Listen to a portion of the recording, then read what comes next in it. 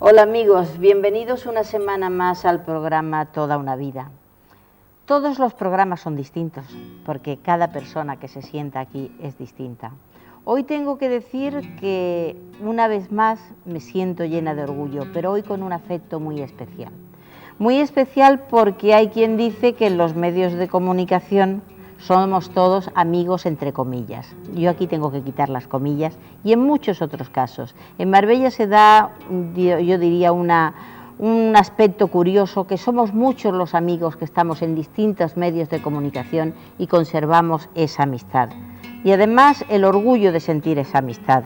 Yo tendría que decir que tenemos un Pepe Navaja extraordinario, un Fran García compañero también, un Salvador de la Peña, una Bárbara de Cárcer. Tendría que nombrarles a todos, pero bueno, en la parte técnica yo no me puedo olvidar de mi amigo Borrego, por supuesto que no puedo, y de ese padre encantador que tiene. Pero hay una cosa importante.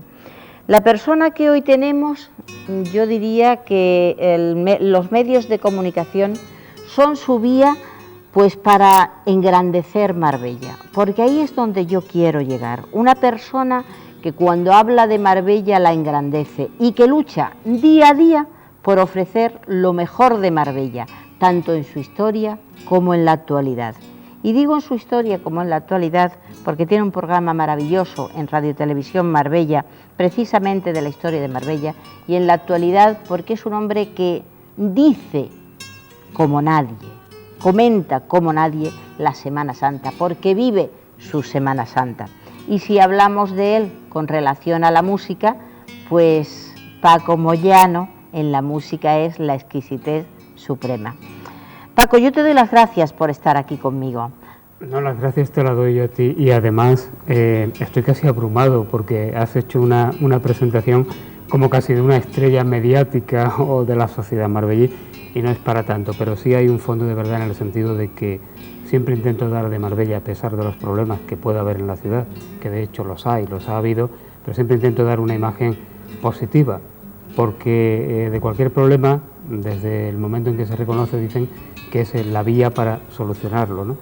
Y yo pienso pues que en esta ciudad hay que mirar hacia el futuro, sin perder de vista el presente naturalmente, pero siempre intentando quitar hierro un poco en las situaciones graves. ¿Y respetas, ¿no?, el pasado? Pues sí, bueno, es que respetar el pasado es fundamental para cualquier ser humano y para cualquier sociedad. Sin conocer el pasado es muy difícil poder vivir un presente adecuado y sobre todo labrar un futuro. Independientemente de que yo pienso que vivir el presente es realmente lo más importante y lo único que debe interesarle al ser humano, sin perder esa perspectiva global. Pero es que la propia vida se va encargando de hacerte ver que es el presente lo fundamental. No podemos estar ni anclado en el pasado ni pendiente del futuro. Ni proyectando solamente. Ni proyectando solamente, sino viviendo el presente. Porque si el presente se vive adecuadamente, pues seguramente se alcanzará el futuro si es que estamos destinados a alcanzar el futuro, ¿no? Sí hay que conocer la historia, pero no para decir como muchas veces se dice aquello de cualquier tiempo pasado fue mejor o en aquellos tiempos, esa tendencia que tenemos a veces a lo de que en aquellos tiempos todo era mejor que lo actual, que yo pienso que no es así. Algunas cosas sí, otras no. Efectivamente. Bueno, esto era Paco, antes de entrar ya a comentar toda tu vida, desgranar tu vida, sería mucho más necesario que lo menos 3 o 4 programas, pero en este humilde programa, que tengo que decirte que es un reconocimiento, un pequeño homenaje a tu persona, tengo que hacerte una pregunta, porque ante lo que yo he expuesto se queda coja si no me respondes a esta pregunta. ¿Eres una persona de fe? Sí, soy una persona de fe. Ser una persona de fe no significa, en este caso si hablamos de fe, nos estamos refiriendo a fe cristiana o a fe católica, no significa comulgar con las directrices o con todas las directrices que en un momento determinado expone ante la opinión pública la Iglesia Católica.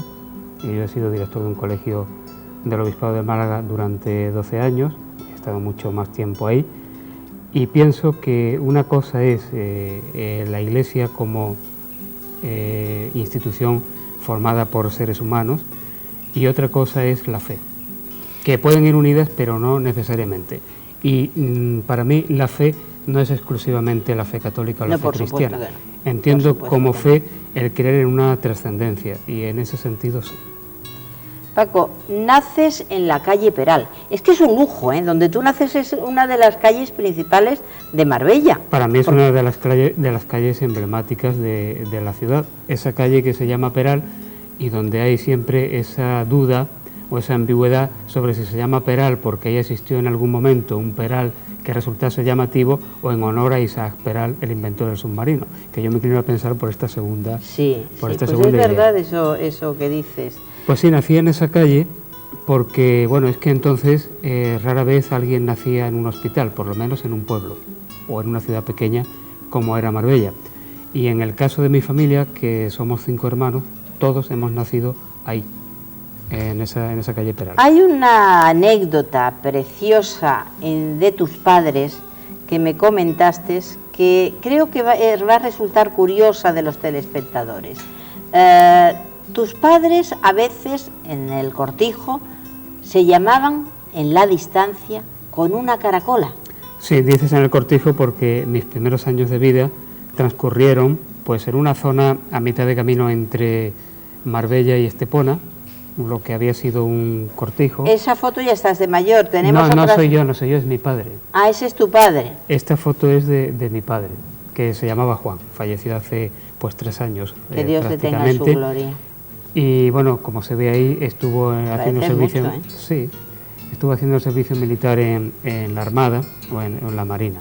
Bueno, quiero decir que los primeros años de vida lo pasamos en esa casa de campo, se llamaba el Lagar de Pino, que todavía sigue existiendo, pero transformado, pertenece a un empresario importante en la localidad. Y efectivamente, pues el método de comunicación, cuando mi padre estaba fuera, pues yo que sé, a varios kilómetros de distancia, y mi madre estaba con nosotros de pequeños. Es decir, ¿entre el campo y la vivienda? Entre el campo y la vivienda, efectivamente, que era una vivienda aislada, una vivienda en el campo.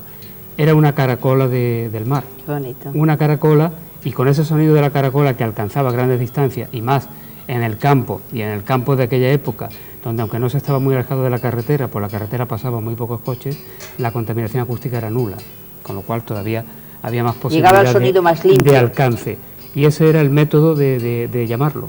Cuando mi padre tenía que acudir para cualquier cosa que hubiese ocurrido, alguna visita que había, generalmente siempre fueron por cosas beneficiosas, rara vez por algún problema. Pero yo te comentaba esa anécdota porque, aunque cuando mataron al presidente Kennedy, al primero de los Kennedy que asesinaron, yo era un niño pues que tendría, pues supongo que 4 años o quizás incluso menos, pues lo recuerdo perfectamente. ¿Por comentarios posteriores? No, lo recuerdo que mi madre estaba oyendo radio. Todo el día estaba puesta la radio, se dio esa noticia y mediante la caracola avisó a mi padre para comunicarle. Aquello fue algo muy, muy llamativo, ¿no? En aquella época. Pero sí, era un método.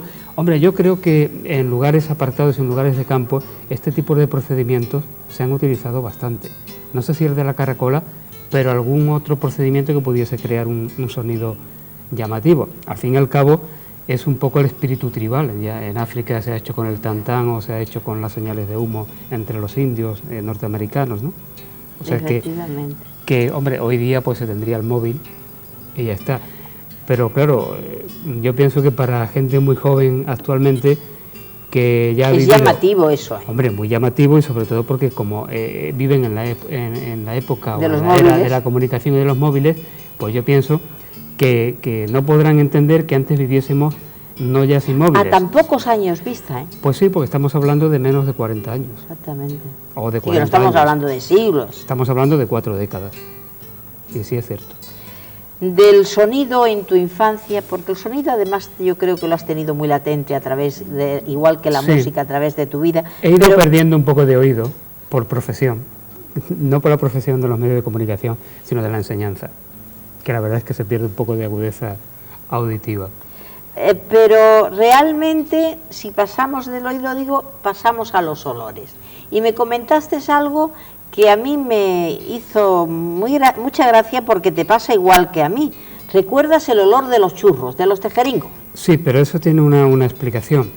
Como no vivía en Marbella, pueblo o ciudad, sino que vivíamos en las afueras, pues los primeros recuerdos que yo tengo de cuando mi padre y mi madre me traían a Marbella y a mis hermanos igual, pues es ese olor que había. Bueno, indudablemente Marbella olía totalmente diferente a lo que era estar en el campo y oler pues a lo que huele el campo, es lógico, ¿no?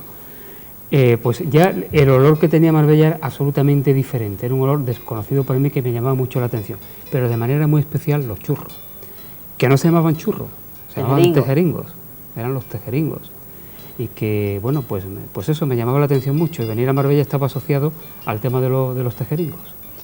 Paco, cuéntame un poco, porque el primer maestro que tuviste fue don José Alcalá.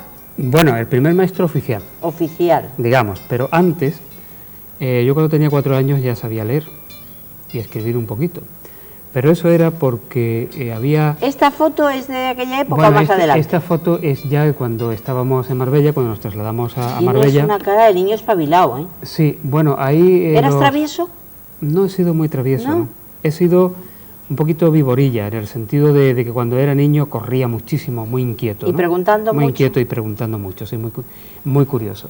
Pero después travieso no tengo, por lo menos no tengo yo conciencia de ello. En esta foto... creo que nuestros telespectadores podrán observar que llevo ahí en el cuello un pañuelo. Sí. Bueno, eso no es que fuese moda llevar un pañuelo, es que en aquella época, cuando la garganta se te inflamaba, se ponía un pañuelo caliente con aceite. Eran un poco métodos de la abuela, de la botica de la abuela, ¿no? Que no sé si era efectivo o no era efectivo, pero mi abuela paterna, que se llamaba Antonia, y de apodo La Peinada, pues era muy dada a todo ese tipo de remedios, ¿no? Ese remedio y a otros remedios que desde luego le teníamos verdadero terror todos los nietos, que eran las lavativas. Ah, claro. Eso era terrible. Pero te voy a decir una cosa, nos hacían unas depuraciones increíbles. Eran efectivas, ¿no? Parece que eran efectivas. Bueno, sobre todo para la infección intestinal, eran buenísimas. Pues sí, pero vamos, que eso es otra cosa tampoco... Eso. También eso y el aceite de ricino. El aceite de ricino, sí. Y de aquellos que se llamaban los tarros de calcio. Eso de estar los niños jugando en la calle y la madre salía y llamaba, niño, el tarro. Y el tarro era tomarse los tarros de calcio, ¿no? Bueno, no sé por qué estaba contando todo esto. Cuéntame un poco sí, bueno, en el colegio, bueno, estaba intentando contar que antes de ir al colegio con don José Alcalá, tuve una persona que no era maestro de profesión, había sido antiguo militar, pero que ya estaba jubilado, iba por los cortijos y por las casas de campo enseñando a los niños que había allí, a los niños que tenían la familia, a cambio pues de una pequeña cantidad monetaria y sobre todo de comer allí. El día que era le tocaba como un ir, trueque, yo te pues doy una especie esto. de trueque. El día que le tocaba ir allí, pues allí comía, incluso a veces hasta allí dormía, ¿no? Qué bonito, ¿no? Y bueno, iba hacia todo el recorrido y yo la verdad es que cuando... Eso era vocacional, auténticamente. Pues sí, ¿no? Y también un modo de subsistir. Recuerdo que aquella persona, aquel hombre, se llamaba Martín Vaca Castro. Martín Vaca Castro. Bueno, tenía unos métodos pedagógicos... ¿Pero os daban clase a vosotros, a los hermanos, nada más? ¿O había algún aula donde se daba...? No era aula. Él iba a esa casa y los niños que había allí, en aquel caso, bueno, cuando yo empecé era yo solo, porque mi hermano, un hermano menor, era mi hermano Antonio, en esa temporada estaba con mi abuela materna. Después mis 2 hermanas, que son mellizas, eran muy pequeñas, o sea que en el momento en que yo empecé con este hombre era a mí solo al que daba clase, ¿no? Y bueno, era curioso porque, por ejemplo, con tan corta edad me llevó un diccionario. Anda. O sea que yo conocí lo que era un diccionario con esa edad, claro, sin saber realmente aquello que era, ¿no? Y te iba a decir que los métodos pedagógicos que tenían eran realmente unos métodos muy de acuerdo con la pedagogía que también en aquella época se llevaba a cabo incluso en los propios colegios, ¿no? Me comentaste que eras un chico muy tímido. Bueno, pero eso fue posteriormente. Sí, pero realmente, y que ir al cine era tu afición. Sí. La idea que tengo de la primera vez que fui al cine, pues fue con... Ahí tenemos otra foto tuya, que es de esa época. Esta es de esta época, esta no es ya de cuando estaba con José Alcalá. ¿Pero de cuando ibas al cine? Sí, en esta época ya iba al cine, claro. Esta época es cuando estaba en la misma escuela, la antigua agrupación mixta parroquial, posteriormente se transformó en el colegio que hoy conocemos como Rodrigo Bocanegra, y era cuando estaba en la clase de José Manuel Vallés. que fue el segundo maestro. Otra gran persona. Efectivamente, el segundo maestro que tuve. Bueno, en el caso de José Manuel Vallés, para mí, pues casi como un padre, ¿no? Porque fue desde que tuve contacto con él en la escuela, después ya nunca se abandonó ese contacto, y durante muchos años profesionalmente ya en el Una persona muy querida. En el propio colegio, sí, es cierto. ¿Cuándo descubriste el mar, Paco? Porque curiosamente, esto es que es algo... Sí, pero te completo la idea del cine. Sí, por favor. Que la idea del cine es algo que a mí me gustó, bueno, la conciencia que tengo de haber ido por primera vez con mi madre, con mi abuela, con mi tía a ver una película de Rocío Dúrcal. Rocío Dúrcal y Palito Ortega. No es que sea una obra maestra del cine, pero fue la primera vez. A partir de ella me aficioné y no pasó Spaghetti Western, película del oeste, o de Alfredo Landa, o de Manolo Escobar, incluso alguna que llegaba de calidad, que yo no viese en aquellos años. Y con una curiosidad que me gustaba ir al cine, entonces era sesión continua. El cine, estoy hablando... Es decir, que empezabas y terminabas cuando tú querías. Cuando quería, y se podía entrar en cualquier momento. El cine rodeo, el cine al film, y yo acostumbraba a ir a las 5, ver la película y después me quedaba a verla la segunda vez. Porque me gustaba ver cómo reaccionaba el público ante determinadas escenas que yo ya conocía lo que pasaba. Yo creo que ahí ya había un poco esa vocación periodística o de observador de la historia, interpretar un poco y ver cómo... Es decir, el análisis de las circunstancias, de los momentos, es importante. Coméntame cómo descubres el mar, pero por una cosa muy curiosa, porque tú naces en Marbella, y justamente hablamos, mejor dicho, tú me comentaste en lo que es, digamos, el previo para hacer el guión, me comentaste que descubriste el mar. Sí, porque aunque el lugar de campo, la casa en el campo donde vivíamos, estaba sobre cierta elevación con respecto al nivel del mar, no mucha elevación, pero bueno, respetable, desde allí se veía perfectamente el mar. En la distancia. En la distancia. Se veía, pues, mirando hacia el sur, digamos que a la izquierda se veía el Hotel Los Monteros, uno de los hoteles pioneros, y al otro lado pues se veía campo. Y al frente se veía el mar, que no había otra cosa. Y la carretera nacional 340, que no sé cómo se denominaría entonces, que de vez en cuando pasaban coches, ¿no? Recuerdo, por ejemplo, cuando se pusieron las farolas, que decían las farolas de Girón. Yo era muy niño, pero recuerdo, se hablaba las farolas de Girón. El ministro Girón, que por lo visto había hecho sus gestiones para que se pudiesen poner la farola. Bueno, quiero decir que aunque el mar estaba allí muy cerca, pues siempre estaba en la lejanía. Era mucha agua azul que estaba allí al fondo, pero yo no había ido nunca al mar. Y cuando veníamos a Marbella no tengo recuerdo tampoco de haber ido al mar. Ya cuando nos vinimos a vivir definitivamente, y te estoy hablando cuando tenía pues 7 años, fue la primera vez que fui a la orilla del mar. ¿Y cómo lo viviste? Bueno, pues algo realmente, tengo ese recuerdo de algo pues exótico, quizás sería la palabra de hoy, ¿no? Y una sensación de, quizás sea muy tópico decirlo, ¿no? Pero de inmensidad enorme, ¿no? Enorme. Es decir, a tus ojos se presentó más grande de lo que puede parecer a cualquier niño que se cría en la playa. Sí, sobre todo que ante los ojos de un niño todos los espacios son muy grandes, porque yo recuerdo también que la Alameda de Marbella me parecía inmensa.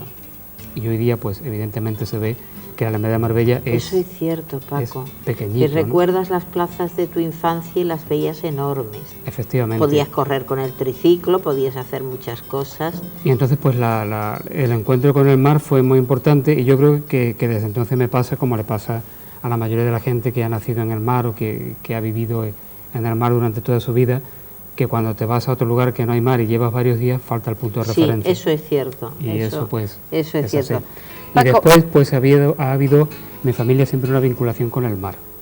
¿Ah, sí? Sí, claro, porque mi abuelo paterno, Pedro, fabricaba botes de pesca, jávegas, era un artesano, llamaban Pedro el Calafate, pero en realidad era carpintero de Ribera, y claro, esa vinculación siempre existió con el mar.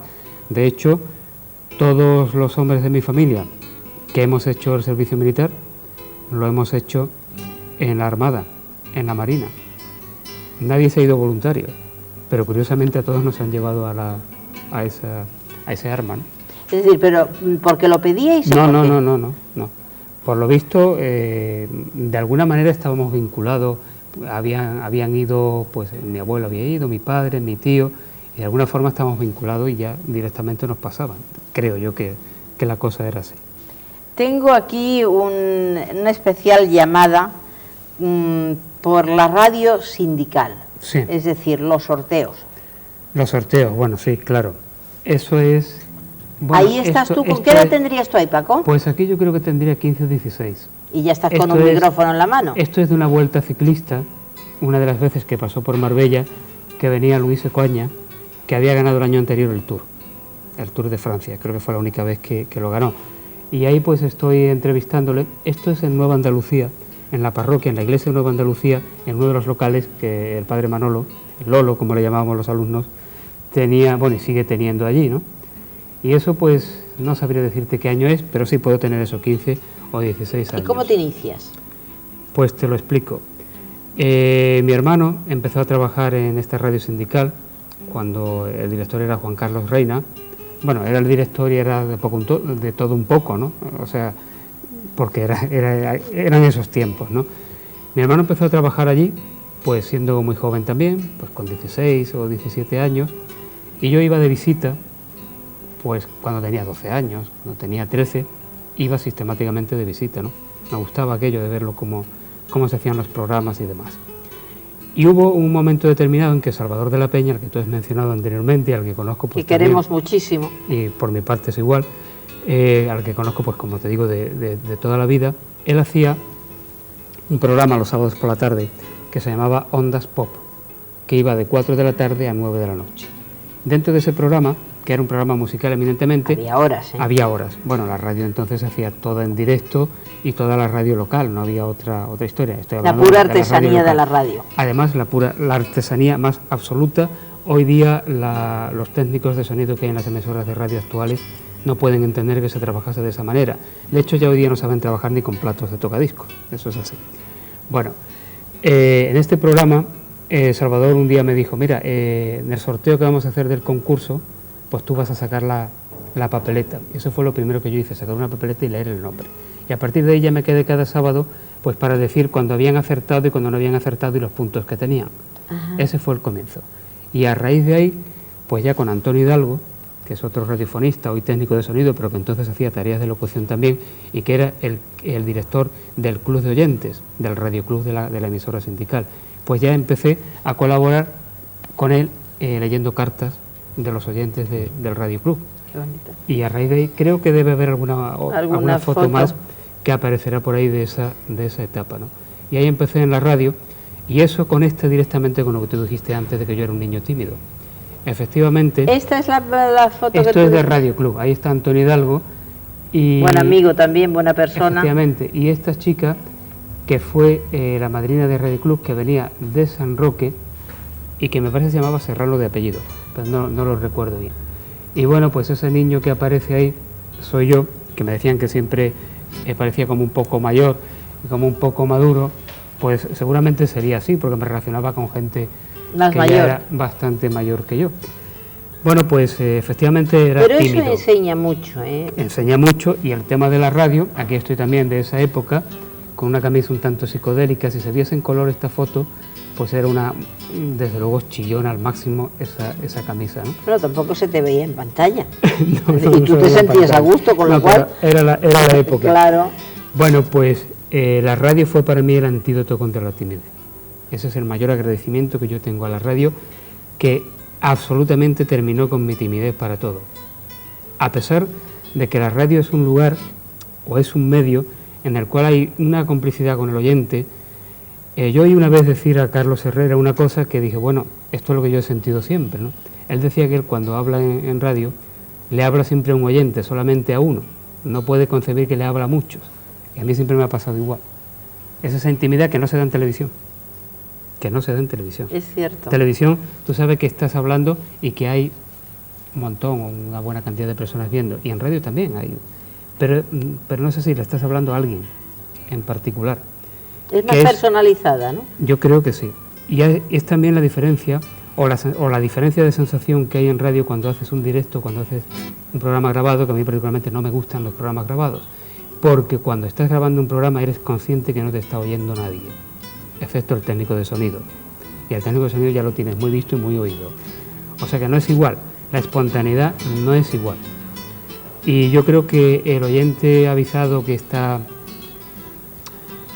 con el oído muy puesto y que ha captado a la persona que hace el programa, puede fácilmente distinguir, por lo menos en mi caso, cuando el programa está grabado, cuando está en directo. No es igual. Ni es la fluidez verbal la misma, ni lo que se dice, ni nada, ¿no? Ni la frescura, en absoluto. Me gustaría, Paco, que nos comentases, lo has dicho antes de pasada, pero solo una de las partes, que a tu familia le llamaban los peinaos y los canelos. Sí, lo de los canelos es por parte de mi madre. Mi abuela era la Canela y su padre había sido... Pero un nombre bonito, ¿no? Canelo. Un apodo bonito. Canela es bonito. Sí, además tú tienes aquí... Ahí tenemos una foto tuya. Ahí está mi abuela, esta es mi abuela conocida como la Peiná. Ahí estoy yo un poco tierno, en fin, me veo un poco tierno ahí, muy puber, ¿no? Pero afortunadamente, sí, porque sí, fíjate si pensamos, si hoy lo bonito que sería que hoy día un chico de esa misma edad trate a su abuela así, porque hoy día los abuelos parecen más los trastos viejos de la casa. Bueno, mi abuela era una señora de carácter, ¿eh?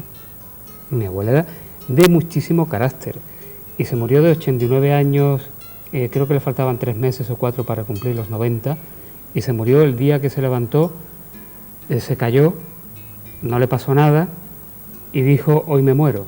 Qué barbaridad. Eso es tal cual, dijo, esta noche me muero. ¿Qué me y dices? Se murió a las 10 menos cuarto de la noche. ¿Pero de un infarto, de algo? Sí, una parada cardíaca. Sí. Se cayó y ella se cayó por la mañana y no sé, tuvo la intuición o algo y dijo que ese día se moría. Como ese tipo de cosas de vez en cuando las decía también, no se le hizo mucho caso, pero se murió realmente a las 10 menos cuarto. Qué barbaridad. Era un personaje muy curioso. Pero sí es verdad que tuvo una relación con sus nietos, una relación muy cercana, muy cercana. Y todos la apreciamos mucho. Bueno, ya los bisnietos, que tenían bisnietos, le llamaban la abuela negra. Porque tal como lo hemos visto en la foto, siempre estuvo vestida de luto desde que murió su marido, es decir, mi abuelo. Y se quedó viuda bastante joven. Y siempre estuvo vestida de negro. Entonces, pues, claro... Aquellos lutos eternos. Incluso los nietos la conocimos siempre de negro, pero los bisnietos más, cuando ya no era tan habitual eso, ¿no? Y le llamaban así la abuela negra, ¿no? Y eso que te decía, que había mucha cercanía. En los últimos años contaba sus historias una y otra vez. Ya no había necesidad ni de prestarle mucha atención, tan solo a sentirle de vez en cuando, porque era siempre la misma historia, aunque siempre añadía algo. Había cierta variación ya entre una vez y otra que contaba la misma historia. Era realmente una mujer pues que su vida no había sido fácil tampoco, como todas esas generaciones que habían vivido una guerra civil, que habían tenido que echar adelante pues con muchas dificultades, ¿no?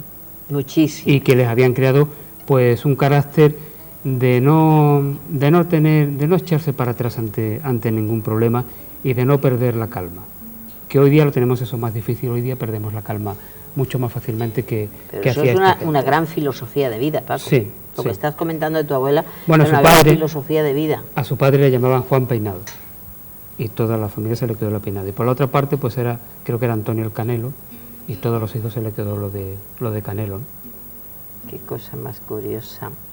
Hay un tema que casi diría que tú has vivido paralelo en tu juventud con el devenir de España, que es la transición. ¿Cómo viviste tú esa época? Bueno, cuando Franco murió, yo tenía 16 años, pero ya desde años antes, pues... Pero antes, previo a esto, pasó el atentado a Carrero Blanco, ¿no? Eso es lo que te iba a decir. Que ya desde que ocurrió el atentado de Carrero Blanco, aunque yo entonces era muy joven, pero ya empecé a notar y a ver que aquello que siempre oía de Franco, aquí Dios guarde muchos años, no era una cosa tan inamovible como podía pensar, porque claro, los niños de esa época que siempre oíamos eso y siempre a favor de Franco y continuamente, y aquellos discursos o aquellos mensajes de la Nochebuena. Pero el pensamiento del pueblo cambia en esa parte de tu vida. Sí, eso es lo que quiero decir, que yo empecé a frecuentar pues ciertos círculos de personas, llamémosle de corte un poco más intelectual, mucho más mayores que yo, lo que te decía antes, y ya ahí pues veía que había una crítica muy fuerte a lo que pasaba en el régimen franquista y cómo determinados sectores pues estaban a la espera de la muerte de ese señor anciano que llegaba a la Plaza de Oriente. Recuerdo los últimos fusilamientos, cuando ya estaba muy enfermo, la reacción internacional que hubo y también cómo todavía los últimos, llamémosle, estertores del régimen, pues en la Plaza de Oriente hicieron aquella multitudinaria manifestación y en todas las ciudades y en todos los pueblos. Yo recuerdo, por ejemplo, al alcalde de aquel momento, Paco Cantos, dirigiéndose a una concentración desde el balcón del ayuntamiento y después una manifestación por la Alameda, por la carretera, con pancartas y demás. Algunas de esas pancartas que las habíamos hecho niños que estudiábamos el bachillerato en aquel entonces, que nos habían encargado de hacer unas pancartas. Y cuando hacíais esas pancartas, ¿qué pensabais? ¿Erais consciente de que estabais interviniendo en el cambio hacia la democracia? Yo pienso que sí, Lo que sí es cierto es que, tal como yo lo viví en aquel momento, en cierto sector de la población había mucho miedo a qué iba a pasar. Sobre todo la gente muy mayor, incluida mi abuela, tenía verdadero pánico a que hubiese algún conflicto que de alguna manera recordase lo que ya habían vivido durante una serie de años en la década de los 30. Y entonces, claro, lo que era la gente joven, la gente que estaba en la adolescencia, pues aquello era una cosa absolutamente nueva, ¿no? Sobre todo también, por lo que te digo, que algunas personas en aquella época ya empezábamos a leer algunas cosas que aquí no se leía para nada, como era haber podido conseguir algún libro de Sartre a través de la editorial aquella Losada de Argentina, algún tipo de ensayo político, algunos poetas que no estaban en los programas oficiales, que estudiábamos en la literatura del bachillerato, y entonces ya teníamos conciencia de que existía algo más que se nos estaba ocultando. Y aquella llegada de un cambio de régimen, pues bueno, se nos abrían ciertas expectativas. Yo creo que en mi caso, pues bueno, me coge con una edad en que todavía uno no tiene formado prácticamente el criterio ni la opinión. Pero sí se te plantearían interrogantes, ¿no?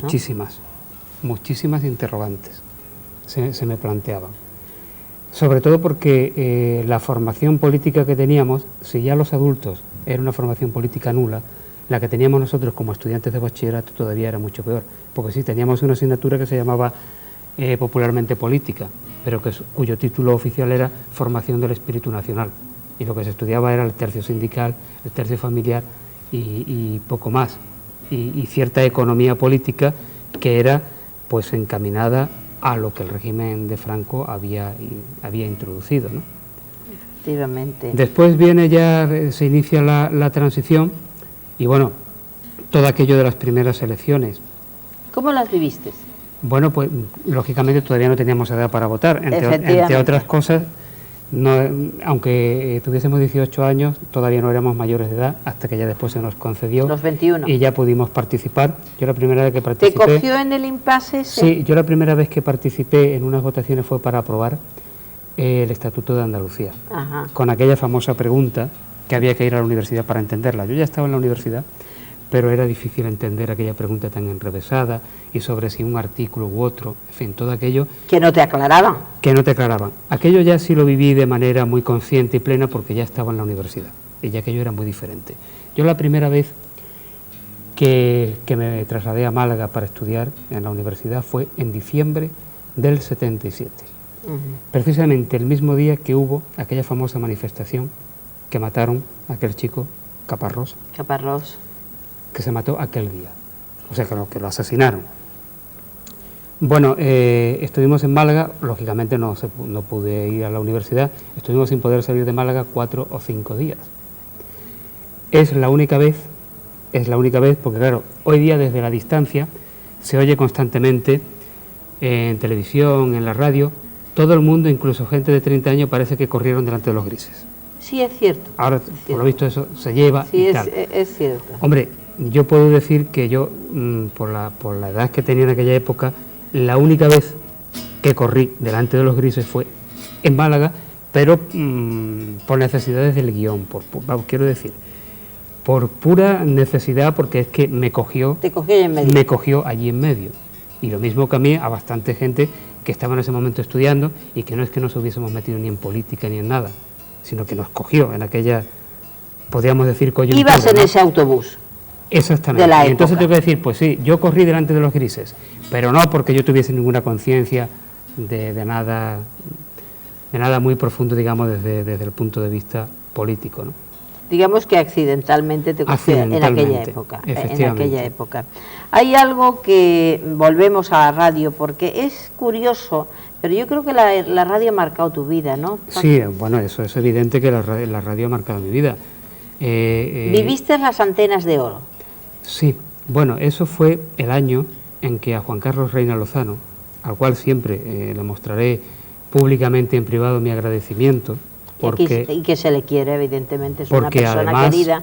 Mis inicios en los medios de comunicación pues fueron, de acuerdo que fue Salvador de la Peña el que me introdujo, y Antonio Hidalgo, pero el director de la emisora era él, ¿no? Y posteriormente ya empecé a hacer bastantes cosas en informativos, una serie de programas y todo, porque a él le interesaba. Esta foto es de aquella entrega de antenas de oro. Estás jovencísimo, tú eras muy joven en esa época. Sí, claro, esto pues ahí tendría 16 años o 17. Es cierto eso que te decían de la madurez, porque eras muy niño pero con personas mayores. Aquí estoy, la chica que aparece al lado, que está mirándome, es hoy una importante historiadora, que tú conocerás, Lucía Prieto Borrego, profesora de la Universidad de Málaga, que en ese momento estudiábamos el bachillerato en el mismo instituto, el único que existía, que además era y es una gran amiga mía, ¿no? Bueno, pues ese año le dieron la antena de oro, entre otra gente, a Antonio Fernández, a un presentador de televisión famosísimo que desapareció con la transición, que era Florencio Solchaga. Por supuesto. Y a Juan Carlos Reina. Y además le tocó a Juan Carlos Reina, como director de esta emisora de Marbella, organizar aquel acto que se hizo en el Hotel Atalaya Park, entre Marbella y Estepona, para que fuese precisamente... Allí fue donde actuó el grupo Jarcha. Jarcha, efectivamente. Con lo cual fue un salto en la democracia. Hombre, Juan Carlos Reina se encargó precisamente de contratar al grupo Jarcha. Y hay otro caso, el de Juan Carlos Reina, una persona que de haber sido del movimiento, de tener sus trajes del movimiento, de pertenecer a la organización sindical, supo evolucionar ideológicamente. Y bueno, pues perfectamente, y lo tenemos entre nosotros, y quiera Dios que para mucho tiempo, porque pienso que todavía tiene mucho que decir y hacer. Exactamente, precisamente llegado a este punto, tengo que decir que justamente, y me alegro que lo hayas dicho, porque me dijiste que no se me olvide Juan Carlos Reina, ni María Elvira Borrego, ni Salvador de la Peña, ni Marisa Sierra, ¿puede ser, o Sierra? Marisa Simón. Simón, perdón. Marisa Lorenzo Simón. Marisa Lorenzo Simón. Era el nombre exactamente. Marisa Simón tengo yo, sí. Bueno, es igual. Que también trabajaba allí en radio. Y por supuesto, Paco Sánchez. Francisco Sánchez Núñez. Que tú lo conocerías también. Sí. Que era maestro, cantaba magníficamente, que ya falleció hace unos cuantos años, y que también era radiofonista. Y Paco Sánchez también fue muy importante en esa etapa de radio. Posteriormente también, porque ya tenía amistad, ¿no? María Rosa Salas, también de aquella época, una época en que, claro, a mí me llamaban el nene. Pero era lógico. Claro, yo era el nene. Claro, el nene... A ti quizás te cabrearía, pero era lógico. No, a mí no me cabreaba, no me resultaba... ¿Lo aceptabas? Lo aceptaba bien. El nene bajaba muchas veces al bar de abajo, al lugar del productor, a subir cafés. Después, verdad que al nene lo invitaban siempre. Yo recuerdo que el primer sueldo que tuve en esta radio sindical fue unos meses de verano y fueron 3.000 pesetas al mes. Pero para ti un dinero. Hombre, con 3.000 pesetas al mes me compré yo unos vaqueros y me dio para ir al cine un montón de veces. Pero claro, si contamos que el cine los domingos costaba 18 pesetas y el resto de los días 12, incluso si era en la sesión matinal infantil 9 pesetas, pues 3.000 pesetas daban para bastante, ¿no? Hay un tema que lógicamente ese sí que marca tu vida, Paco. Tu vida y la de cualquiera, evidentemente, pero en tu caso muy afortunadamente. Tu boda, ¿cómo conoces a tu mujer? Bueno, mi mujer pertenece a una familia, digo... Ahí tenemos una foto de la boda guapísima. Esto es de la boda que ocurrió, o que se celebró, mejor dicho, en agosto del 82 en la iglesia de la Virgen Madre de Nueva Andalucía. El cura Manolo Torres, una vez más... Elegisteis un mes de calor, ¿eh?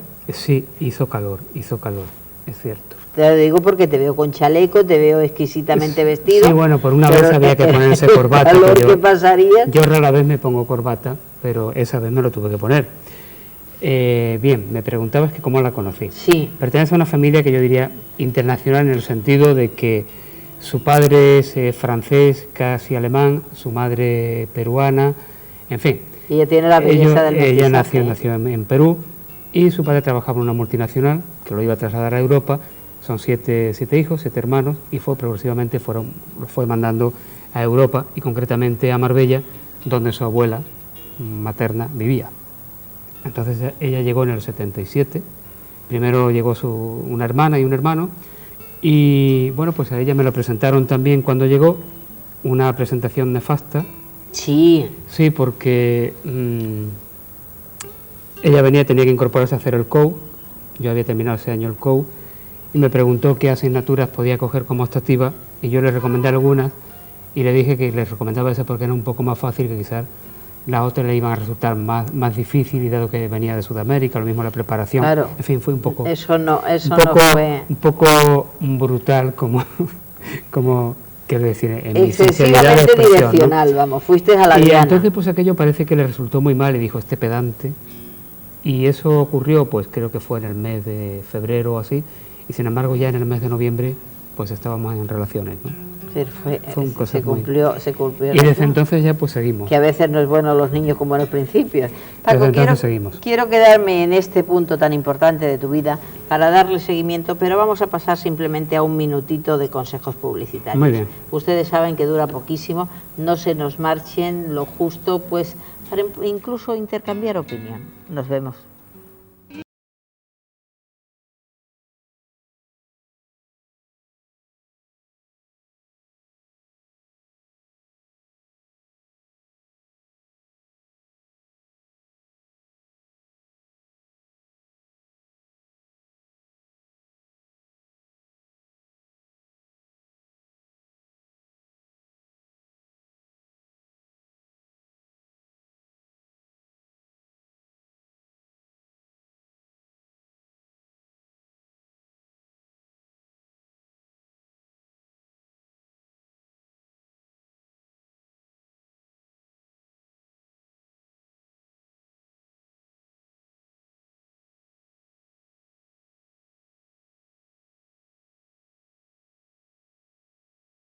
Veamos las fotos. Sí.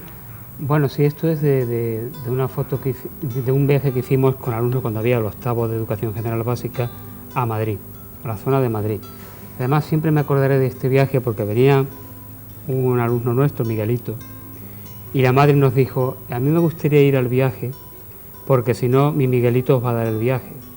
Le dijimos, bueno, no es mucha costumbre que venga una madre, pero bueno, la mujer además como era, bueno, esto lo comentaré ahora, porque esto es con mi hijo. Como la mujer puso mucho interés, le dijimos que viniese, y efectivamente no nos dio el viaje gracias a que vino ella. Así. Porque al día siguiente le entró la alergia, todo tipo de patologías que se desataban en él cuando salía, le pasó, pero ya sabía cómo tratarlo y afortunadamente vino, ¿no? Bueno, fue una anécdota de aquel viaje. Han pasado unas fotos, Paco, que le pediría a los compañeros que la pasaran de nuevo, porque son tus hijos. Sí. También quiero que me hables de ellos. Bueno, en esta foto estoy con mi hijo porque tengo un hijo y una hija. Este hijo ha cumplido el 20 de octubre 21 años. Qué bonito. Aquí estaba de bebé. Se ve que el padre estaba también muy joven ahí. Es decir, fuiste padre muy joven, es lo que te iba a decir. Sí, en aquella época ya fuimos de los últimos en ser padres jóvenes, la verdad. Fuimos Sí, casi de los últimos. Luego ya se impuso la moda de espero sí. Más tarde. Y aquí está Ay, qué mi hijo con mi hija. Qué belleza. Que mi hija tiene ahora 14 años. Y bueno, hay una diferencia, pues eso. Son guapísimos. Una diferencia de 6 años entre uno y otro. Ya la verdad es que están bastante crecidos. Esta foto nos retrotrae. Pero normalmente las caritas suelen cambiar poco, es decir, aunque les cambia, pero es que se les ve que son guapos. Ahí estás en unas Navidades. Sí, esto efectivamente, en unas Navidades es casi de la misma época que la foto que hemos visto anteriormente.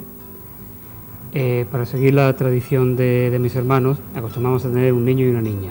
Ah, mira qué bien, ¿eh? Generalmente sí, excepto un hermano que tengo que tiene 2 niños y una niña. tenía ya 2 niños y lo intentó para tener la niña. Y lo logró. Y lo logró. Lo logró, qué bonito. O sea que es familia numerosa. Aquí estamos también en el zoológico de Fuengirola, el antiguo, cuando ya la niña está un poquito crecidita, ya andaba. Y la verdad es que yo creo que es una foto bonita, ¿eh? Es Sobre preciosa. todo por el entorno. Es preciosa. El entorno resalta mucho las figuras. Sí, ¿Qué la vida... aportaron tus hijos a tu vida, Pablo? Bueno, yo creo que los hijos en la vida de cualquier familia es lo principal. Ya sé que esto es muy clásico decirlo, ¿no? Pero hay que decirlo. Pero es cierto. Pero hay que decirlo. Es así. Además, nosotros, digo mi mujer y yo, nos casamos y teníamos muy claro que queríamos tener hijos. Hasta el punto que llevábamos casados 3 meses o 4 meses y no estaba embarazada. Les parecía y larguísimo. Ya estábamos preocupados. Es cierto, bueno, era quizá otros tiempos, pero yo pienso que hoy día hubiésemos pensado igual, ¿no? Es cierto lo que se dice, pues que cuando llegan los hijos pues se limitan una serie de cosas, pero también se ganan otras, ¿no? Por supuesto, También yo creo que es mucho más lo que y se recibe. Cierto es que hoy día los jóvenes lo tienen bastante difícil, el problema de la vivienda, pero tampoco podemos decir que hace 20 o 20 y tantos años fuese fácil el asunto de la vivienda y que no hubiese que sacrificar para tener hijos ni para formar una familia, Pero mucho menos. proporcionalmente yo creo que lo tienen más difícil. No, hoy día ¿no? sí, estoy Porque de acuerdo. Es que por ejemplo, si te pones en los niveles que han alcanzado, los niveles económicos que ha alcanzado lo que has dicho, la vivienda, realmente... No, evidentemente. Pero claro, ¿cómo se pueden independizar? Es muy difícil. Pero que quiero decir que nunca ha sido fácil, por lo menos... Nunca, por supuesto, eso está claro. Y además eso, como yo digo, cuando salen las fotos con los coches grandes, digo, todo el mundo tuvo un 600 de mi época. Es decir, sí. que yo cuando he hecho eso, he hecho programas. Hombre. Y salen fotos de cochazos, digo, pero tú no tuviste el 600, porque el 600 de mi época lo tuvimos todos, y gracias a Dios. Yo te puedo decir que, ya que has mencionado el tema de los transportes individuales o de pequeño grupo, que cuando yo empecé en el 77 a ir a la universidad, el afortunado allí era el que tenía una moto, a Vespino, y se veían algunas Vespinos. Llega todavía al campus universitario, a cualquier facultad. Lo que hay delante son coches que no hay donde meterlos, y no coches de mala calidad, ni mucho menos.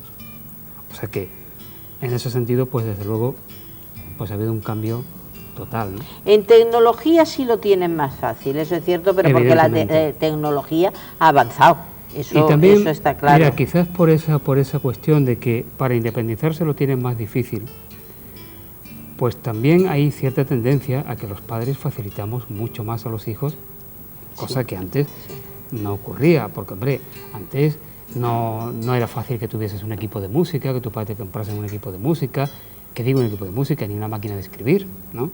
Y hoy a los 13 años le estás comprando el mosquito, la motito. Claro que pues eran otros tiempos. Sencillamente era conocerlo, que en aquellos tiempos pues quizás se valoraba mucho más porque había un esfuerzo para conseguir las cosas.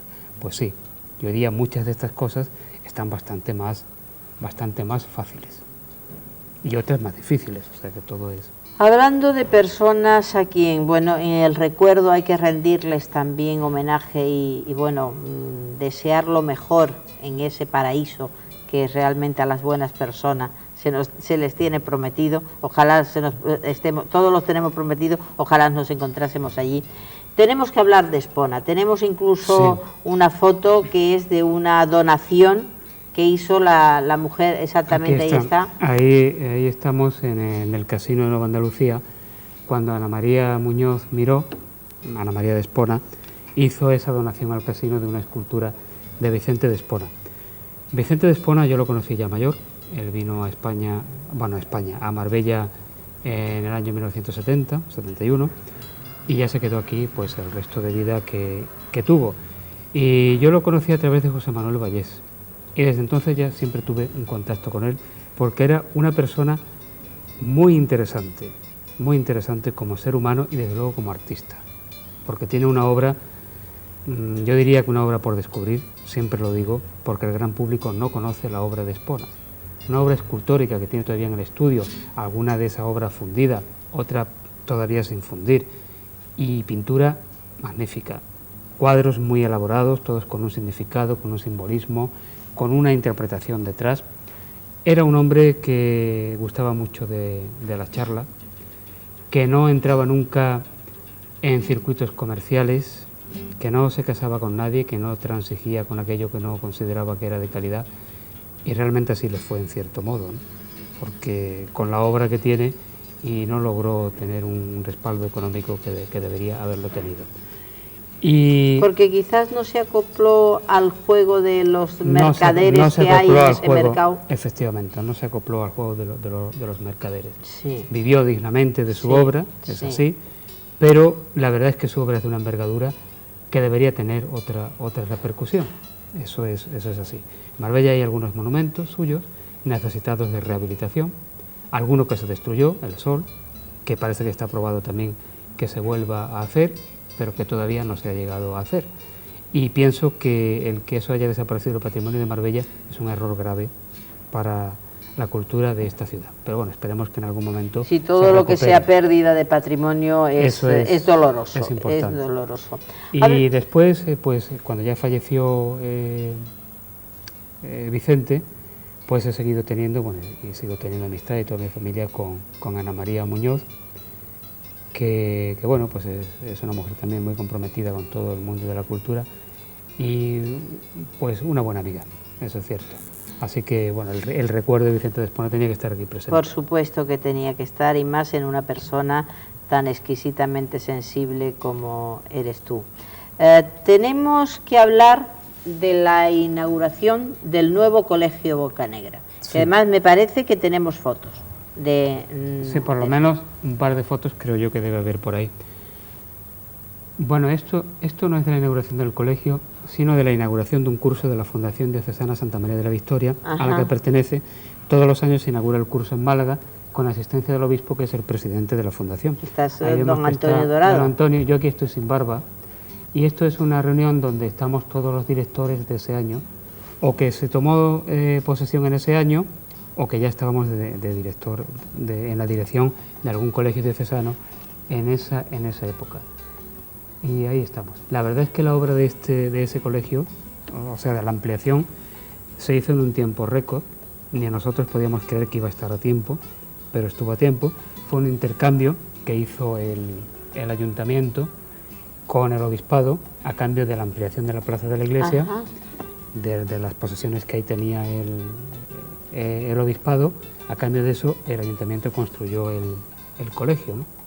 Y la verdad es que se hizo en el momento, estuvo a tiempo, y desde entonces se pudo implantar la secundaria para cumplir todo el ciclo educativo. Hombre, yo he estado en ese colegio, ya no estoy, pero he estado ahí 20 años. Una vida, ¿eh? Pues sí, 20 años es una vida. De esos 20 años, 12 he estado como director. Desgraciadamente llegué a la dirección porque enfermó José Manuel Vallés, enfermó de cáncer en ese año 92, y bueno, pues me tocó lo del tema de la dirección. Qué gran pérdida la de Vallés. Efectivamente, y ahí he estado pues hasta que ya este año pues me he trasladado de centro, he cubierto una etapa. Pero lo que quiero decir es que para mi vida profesional y para mi vida como ser humano, pues ese colegio tiene mucha importancia. Sobre todo porque la primera vez que fui a una escuela fui ahí, aunque era la agrupación mixta parroquial. Y después seguí vinculado con José Manuel Vallés, y cuando llegué a ser profesional de la enseñanza, pues aparte de un curso que estuve en el Colegio de los Olivos, cuando era... Bueno, primero estuve un tiempo en el Colegio de Benaque, en Macharabiaya, una escuela unitaria que había allí. Después Los Olivos, y al año siguiente, cuando José Manuel Vallés tuvo la idea de abrir un aula de preescolar, pues me llamó para abrir ese aula, y desde entonces ya he permanecido ahí hasta este año 2004, ¿no? Pues quiero decir que tengo una conexión afectiva fuerte. Unos lazos grandes. Unos lazos. ¿Lo extrañas, grandes. Paco? Ahora ya sobre la marcha. Bueno, sí, es lógico que se extrañe, es normal. Pero claro, ahora también en el sitio que estoy es un nuevo reto, es una nueva etapa. Por supuesto, importantísima en tu vida. Es otra forma de afrontar la enseñanza, y también pues es más tranquilo en muchos sentidos, ¿no? Cosa que te viene mucho mejor realmente, porque Paco, llegamos a un momento de nuestro guión donde hay que situarte, yo diría que en una cita obligada para todos los marbelleros, los que desean vivir con intensidad la Semana Santa, y es que te has convertido en un comentarista oficial, por lo menos para todos los del pueblo, de la Semana Santa. ¿Cómo la vives? Ahí estás con Bárbara de Cárcer. Ahí estás, sí. Quizás se está retransmitiendo alguna Semana Santa. Eso es la transmisión. Esto era ya el domingo de Resurrección. Ajá. Esto fue el domingo de Resurrección, la última transmisión de la semana. Sí, yo creo que llevamos haciendo, Bárbara y yo, esta es otra foto. Aquí estoy con Roberto Calzada, que es otro compañero de la radio. Como los jueves santo, Bárbara de Cárcer sale en el Cristo del Amor de Mantilla, pues Roberto Calzada es el que habitualmente comenta conmigo la Semana Santa. Creo que llevamos haciéndolo, creo que son 8 años. El único año en esta etapa que he faltado ha sido el 2004, Paco, porque he estado restaurándome. Gracias a Dios, buena restauración. Me estuvieron haciendo... La verdad es que tenía grandes recomendaciones yo para que esa restauración me fuese bien, porque entre otros estaban todas las cofradías, todos los sagrados titulares, y digo yo que algo habrán hecho, ¿no? Y bueno, la restauración... Y mucha gente que te quiere o que te queremos también, y que realmente estábamos pidiendo por ti, que eso es el pueblo entero. Que la restauración pues ha salido adecuadamente. Pero ¿no? Se te echó mucho de menos, ¿eh? Bueno, volviendo al tema de la Semana Santa, pues efectivamente, no, yo no diría que sea ningún comentarista oficial de la Semana Santa, pero es cierto que esa, llamémosle como se dice habitualmente, química o compenetración entre Bárbara y yo para narrar lo que está pasando, ella desde una vertiente y yo desde otra, porque eso, si observamos esas transmisiones, que nosotros, bueno, de vez en cuando hemos visto algo grabado y entonces lo observamos, realmente si te das cuenta cada uno va por un lado. O sea, si tú oyes la narración, cada uno va por un lado. Sí, pero sin embargo está acoplado, como me recuerda el título del último disco de Martirio con Chano Domínguez, que dice acoplado, ¿no? Pues es verdad, porque a lo mejor ella va dando más el día a día, un poco más la parte del conocimiento de las personas que intervienen, un poco de dónde proceden, a qué ámbito social pertenecen, y a lo mejor yo voy un poco más por la parte de la historia o del significado más sociológico o antropológico de la Semana Santa. Pero bueno, es una combinación que resultó, como pudo no resultar. La verdad es que el primer año que iba a tener la oportunidad de comentar la Semana Santa, me lo ofreció Fernando Navarrete, el realizador Fernando Navarrete. Creo que ahora lo que hace es el programa Moranquísimo, que tradicionalmente había trabajado con José María Íñigo. Un profesional extraordinario. Profesional, bueno, excelente profesional de televisión, conociendo el medio como nadie. Entonces era el director de Radio y Televisión Marbella. Y me conocía de radio, entonces hacía ahí radio exclusivamente, ¿no? Y ese tono de voz o ese sosiego a la hora de hablar le pareció que era adecuado para una transmisión Semana Santa. Pero no sé por qué motivo ese año no se pudo hacer. Y fue al año siguiente, cuando ya no estaba Fernando Navarrete, sino Antonio Muro, también otro hombre de televisión, el que me dijo de hacer esa transmisión junto con Bárbara. Yo le dije, hombre, que de entrada yo nunca había hecho eso, ni me creía con conocimientos tan profundos de Semana Santa como para poderlo hacer. Él me dijo, bueno, pero sí conocerá las técnicas de la retransmisión. Digo, en eso no hay ningún problema. Lo hicimos, empezamos a tomar datos, a adentrarnos un poquito, porque no se trata sencillamente de sentir la Semana Santa o de entender y de comprender la Semana Santa. La Semana Santa tiene también un lenguaje. Por supuesto. Tiene un lenguaje. Y un gran respeto. Y un gran respeto. Pero quiero decir, porque yo he oído a gente haciendo transmisiones o por lo menos información de Semana Santa y habla de cuando le ponen los palos al trono, por los varales, en fin, bueno, una serie de cosas, no quiero criticar a nadie, pero que hay determinadas disciplinas donde hay que conocer el lenguaje, o por lo menos hay que preocuparse de conocerlo. Es como si alguien va a transmitir un partido de baloncesto y utiliza nomenclatura de waterpolo, pues, lógicamente, ¿no? Y bueno, pues aquello resultó. Y desde entonces, pues es verdad que es, sin duda, el programa más visto de la televisión local en Marbella. Eso es. Además que se vive con una gran intensidad. Y es muy curioso, a mí se me ha dado el caso que me he encontrado con personas, incluso con personas del mundo del arte, que se confiesan abiertamente ateos, que sin embargo siguen las transmisiones porque les interesa desde el punto de vista cultural y sociológico y lo que se cuenta, lo que ahí se va diciendo. Paco, ¿tú crees que realmente el ateo en su profundidad, o mejor dicho, en su yo más profundo existe? Yo pienso que realmente lo que existe es el agnosticismo. Eso sí. Yo pienso que Sí. que el concepto ateo como tal es muy difícil encontrar. Es muy difícil. Encontrar eso en la práctica. Evidentemente, la duda la tiene todo el mundo, el creyente y el no creyente, y el dudar forma parte sobre de todo la en los fe momentos también, difíciles, por supuesto. evidentemente. Lo que ocurre, y evidentemente está la diferencia clave, en que el agnóstico no se plantea más allá, mientras que la persona que tiene o que tenemos fe, pues nos planteamos algo más trascendente. Y claro, en mi caso yo tengo que decir que afortunadamente, porque los momentos difíciles, por supuesto, si no tienes dónde acogerte, eso son más difíciles todavía. Eso está claro que es así. Hay quien dice, bueno... Por eso te comentaba lo del ateo, porque el ateo es al revés, es decir, el agnóstico sí creo que existe, pero el ateo no, porque de todo lo malo que pasa le echa la culpa a Dios. Entonces, si no crees, ¿por qué le echas la culpa a Dios? De todas maneras, yo muchas veces digo que conozco, de hecho tengo amigos que son ateos, que muchas veces dan muchas lecciones a los que no son ateos. Sí, de humanidad sobre todo. Y que presumen de mucha fe. De humanidad sobre todo. Porque indudablemente los seres humanos, esto es una teoría, bueno, no es que sea una teoría mía, es que puede que sea poco ortodoxo desde el punto de vista de la enseñanza oficial de la Iglesia. Sobre todo con cierta involución que yo creo que ha habido con este Papa en muchos aspectos. En otros no, pero en algunos sí.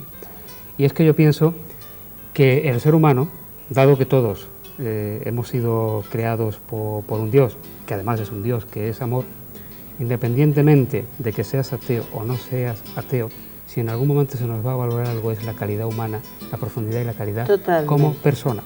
Con lo cual, si hablamos de salvación, sí, y no entro en ninguna teoría teológica, para seguir el lenguaje habitual, pues todas las buenas personas se absolutamente, salvarán. Vamos, yo también estoy convencida de eso. Sé que esto no es ortodoxo, pero... Bueno, pero realmente los valores del ser humano como tal, yo creo que esos son los que auténticamente puntúan, ¿eh? Pero ante la propia vida. Pues sí, yo pienso que ante la propia vida. Yo pienso que sí. Eso está claro. Es decir, eso es un poco como el que tiene por sistema en los negocios adorar al becerro de oro y se olvida de la sensibilidad y el plan humano de sus empleados. Caray, oiga usted, además, es que usted como persona, es que ya como persona deja mucho que desear incluso. Inmaculada, es que yo creo, y estamos hablando con sinceridad, que no sirve de nada ni ser de comunión diaria, ni muy religioso, ni muy creyente, ni muy defensor sobre el papel de todo lo que es la doctrina, si después en nuestra vida de relación con los demás no somos capaces de transmitir un mínimo umbral de felicidad a los que tenemos alrededor, y en el momento en que podemos poner una zancadilla, ponemos la zancadilla, una profunda comprensión. Una profunda comprensión. Es que yo creo que de eso está muy necesitada la sociedad. Fíjate que cuando uno atraviesa momentos vitales fundamentales donde no se sabe si vas a superar esa barrera o no la vas a superar, si has terminado tu estancia en este mundo o no la has terminado. Es la hora de tu verdad. Es la hora de tu verdad. Y yo particularmente, lo principal es o era, o ha sido, el tener conciencia de decir, de pensar, a ver, con quién he logrado llevarme mal, con quién no he terminado de zanjar. El interrogante de habré hecho daño. Efectivamente. Y decir, bueno, sea lo que sea, si he sido yo el que ha hecho algo, o me lo han hecho, o han intentado amargarme, o me han puesto zancadillas, o han actuado de manera ruin, ya no tiene ninguna importancia. Efectivamente. Porque al fin y al cabo, el daño en personas que actúan hacia otros se lo hacen o nos los hacemos nosotros mismos. Esto es difícil de entenderlo y quizás las situaciones vitales límites te dan el conocimiento. Y cuando superas esa situación... Yo creo que es que también se ve más la luz, la auténtica luz. Cuando superas esa situación, te das cuenta que nada de eso tiene importancia. Por supuesto, los valores cambian. El orden de valores cambia, por supuesto. Ninguna importancia. El orden de valores cambia, efectivamente. Bueno, ya nos estamos poniendo muy profundos. Sí, yo creo que sí, pero estábamos hablando de Semana Santa, con lo cual realmente dar un testimonio no es malo. Entramos en una faceta tuya que tengo que leerla, porque es que son tantos, la de pregonero. Es decir, pero además tengo que decir... Sí, a mí me decía mi mujer... Un poco en broma que me voy a tener que comprar un trajecito de pregonero. No, te digo esto porque he tenido ocasión de oír algunos de tus pregones íntegros. Entonces, lo que más me ha llamado la atención es que, bueno, normalmente casi todo el mundo el que hace un pregón dice tengo que poner lo mejor de mí mismo. Eso está claro y partimos de esa base. Pero es que tú pones el corazón sintiendo el pueblo. Y sé lo que estoy diciendo, es decir, porque si tú te tienes que meter en el barrio, en Nueva Andalucía, te estás metiendo en Nueva Andalucía, en su historia, en sus gentes. Si tiene que ser la Semana Santa los romeros de San Bernabé, tú te metes justamente en esos romeros. O sea, que digamos, eres un pregonero que vives el pregón. Y yo me vas a permitir que me ponga las gafas para leer si efectivamente me dejo alguno atrás. Pregones del Nazareno, Nueva Andalucía, Romeros de San Bernabé, Semana Santa de Ojén, Virgen del Carmen, una maravilla, Feria de las Chapas, Verbenas de Santa Marta y Plaza de Toros, con sabor a barrio le pusimos nosotros, y la Divina Pastora. Paco, lo que dice tu mujer no sé si te terminará comprando el trajecito de pregonero, pero lo que es el gran smoking de pregonero, de señor en la sala, lo tienes puesto por el pueblo, ya, porque son muchos. Bueno, son algunos, sí. Por eso te digo que el trajecito no lo sé, pero el smoking sí. Tú dices lo de sentir, hombre, si voy a pregonar a un barrio que lo he conocido, porque claro, si vas a pregonar un sitio, aunque también te digo una cosa, uno puede pregonar a un sitio y puedes informarte realmente de qué es lo que vas a pregonar, de qué significado tiene aquello. O incluso hablar de tú mismo con relación al barrio. Exactamente, de cuál es la esencia. Pero claro, en el caso de todos estos pregones que me has dicho, son lugares pues que yo he conocido desde niño, que he vivido, que he visto cómo han evolucionado. Entonces muchas de las cosas que digo en esos pregones, pues no es que me lo haya contado nadie, sino las he visto yo mismo, ¿no?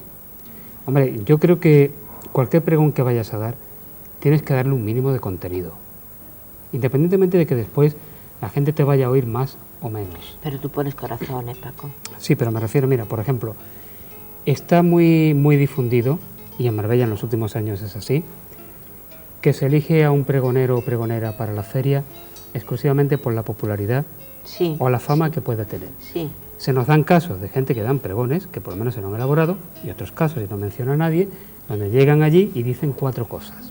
Sí, también se ha vivido. Eso no es un pregón. Últimamente ha dado un pregón en la Feria de San Pedro Alcántara, Laura Valenzuela, y ha sido un pregón elaborado con contenido. Muy bonito. Pero ¿qué ocurre? Que Laura Valenzuela lleva viviendo en San Pedro Alcántara. Lo ha sentido, lo ha sentido. Entonces, no estaba saliendo del paso, estaba en su pueblo. Pero es que lo que te quiero decir no solamente es contar como tú lo haces, por lo menos yo que te he escuchado, vamos, te hemos grabado incluso pregones completos y los he escuchado. Entonces te tengo que decir que lo que yo veo en la diferencia con relación a otras personas, Baldomero también pone mucho corazón, tengo que decirlo, pero yo lo que veo es que tú te metes en la gente que te está escuchando. Es decir, por ejemplo, te digo el de la Virgen del Carmen, es decir, es que tú te metes en los pescadores, te metes en esa devoción marinera. Sí, eso es cierto.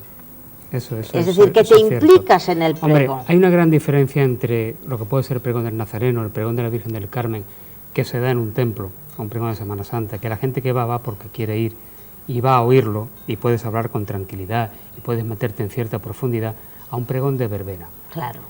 Sobre todo porque en los pregones de verbena casi nadie oye el pregón. Sobre todo por el ruido ambiente. Sobre todo por el ruido ambiente. Es verdad que después cuando lo pasan las televisiones, y en este caso yo creo que todas las personas que dan pregones en Marbella te tienen que estar agradecidos a esta televisión porque pasáis los pregones. Pero es que nos gusta enteros. Y le gusta a la gente. Claro, pues eso es que después la gente lo oye en casa y te comentan, y yo creo que más gente lo ha oído a través de la televisión que te han oído allí en el barrio. Claro, un pregón de Semana Santa o de los romeros, un pregón de este tipo, pues te puedes extender 20, 25 minutos, media hora y no pasa nada. En un pregón de verbena o de feria, si te pasas de 10 minutos es un pecado ya. Sí, sí. Tiene que ser, pero claro, tienes que darle un contenido también. Es mucho rato para tener a la gente quieta. Es mucho rato, ¿no?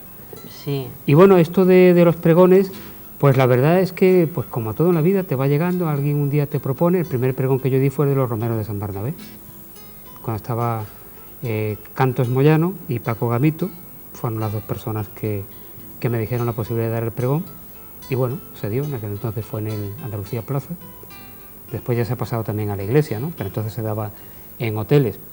Resultó bien y después pues me han ido llamando para otros.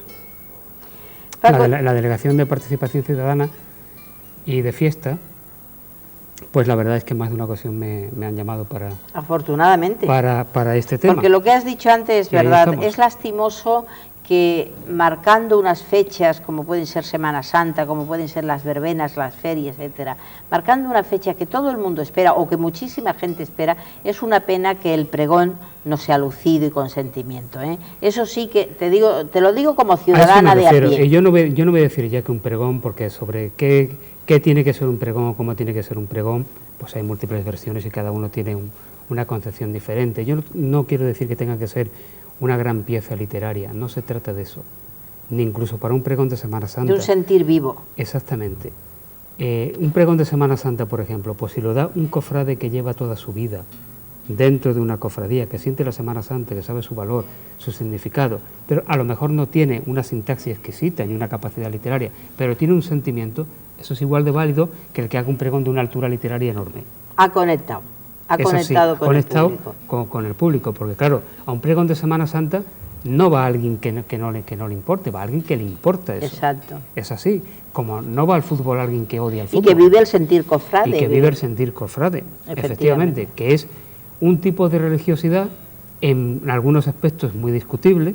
Muchas de estas instituciones de derecho público que son las cofradías de Semana Santa necesitadas de una formación religiosa o cristiana en este caso, puesto que son cristianos, porque para mucha gente sigue siendo bastante folclore, y se acuerdan de Santa Bárbara con la truena, quiero decir, de su sagrado titular o de su sentimiento religioso una vez al año, pero bueno, ahí está.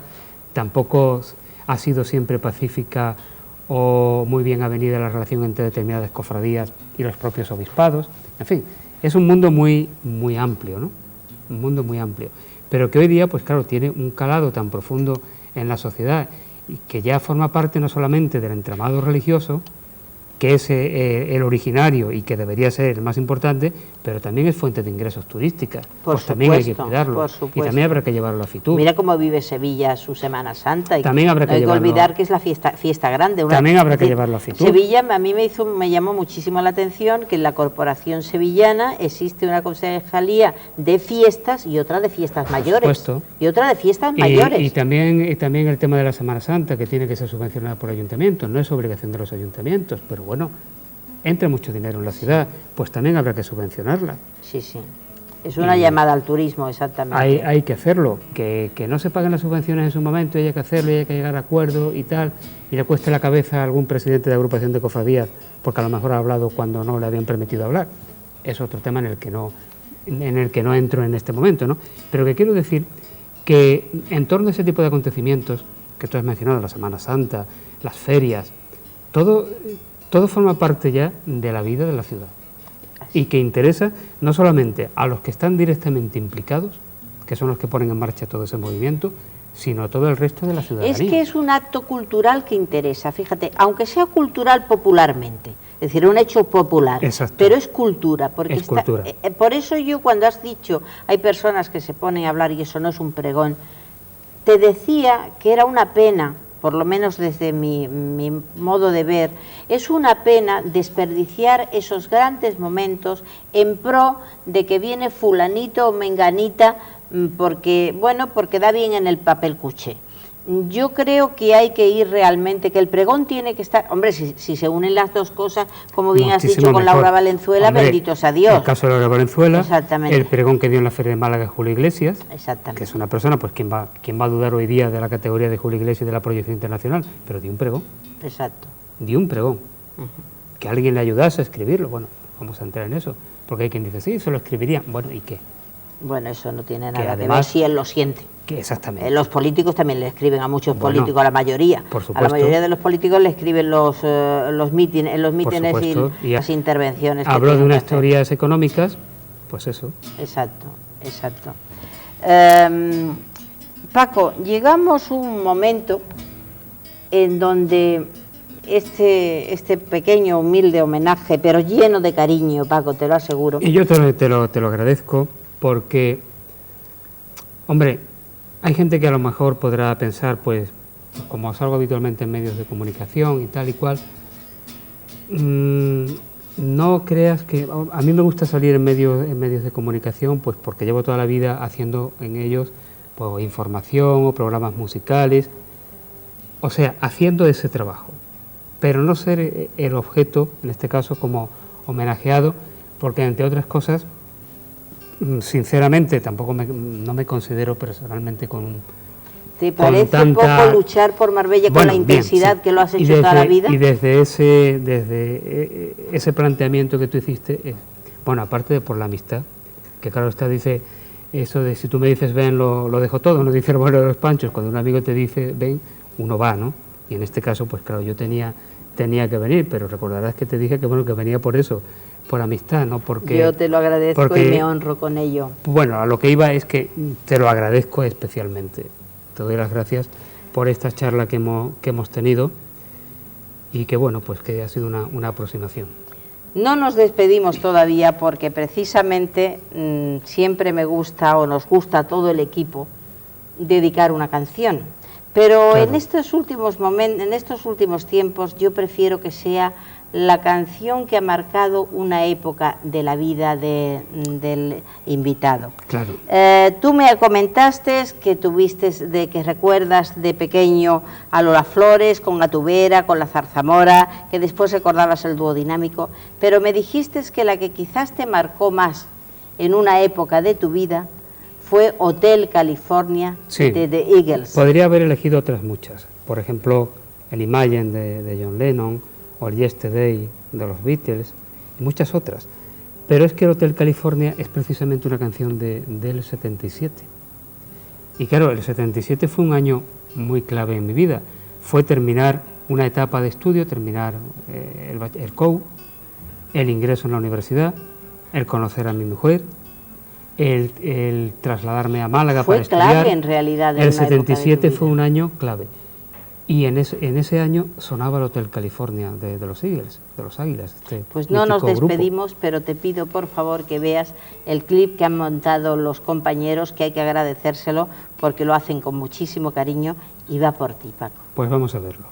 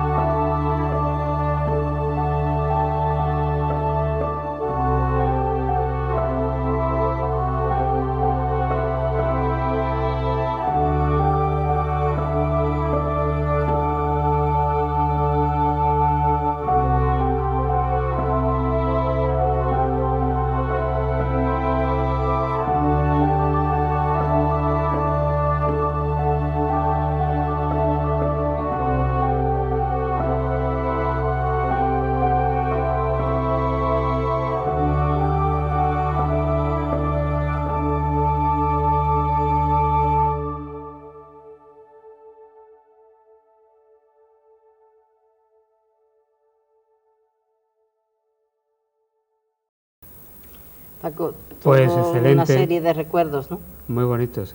Es un recorrido entrañable, ¿no? Cada una de esas fotos pues tiene un significado especial y es emotiva, cada una a su manera, ¿no? Sobre todo por muchos personajes que aparecen ahí que son muy importantes en mi vida, ¿no?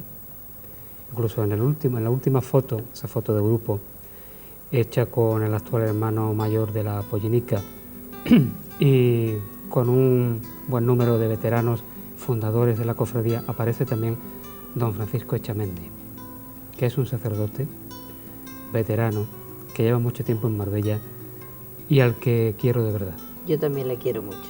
Él a mí también, y me lo ha demostrado reiteradamente, pero no estamos muy acostumbrados a decirle a las personas que los queremos, Pero eso es una pena, ¿eh? y yo creo que lo deberíamos decir. Y en el caso de Echamendi, pues bueno, ya se lo he dicho más de una ocasión públicamente, pues también lo quiero decir aquí, porque es una gran persona.